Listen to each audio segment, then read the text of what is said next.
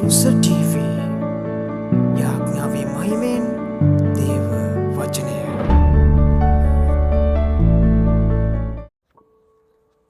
Verse of the day, Mark chapter 4, 35-41. That day, when evening came, he said to his disciples, "Let us go over to the other side."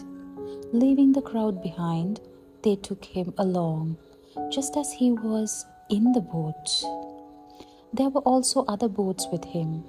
A furious squall came up, and the waves broke over the boat, so that it was nearly swamped.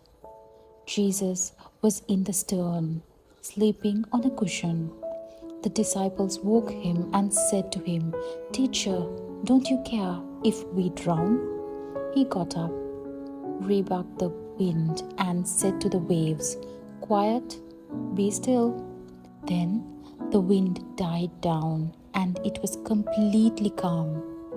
He said to his disciples, "Why are you so afraid?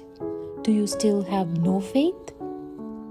They were terrified and asked each other, "Who is this? Even the wind and the waves obey him." Thoughts on today's verse. Some things need to be shared in private. God's servants can't be in public all the time. Jesus often withdrew to pray. In addition, he pulled away from the crowds so his apostles could rest and rekindle their spirits. He also left the crowds behind so he could more fully teach the people he would soon leave to continue his work. One dimension of teaching is preparing other teachers. That preparation requires us to leave the crowds and spend focused time with those the church needs for the future.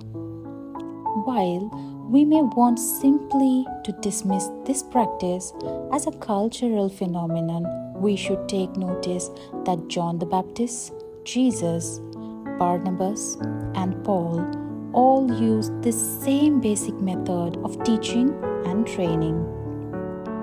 We ignore their example at our own risk.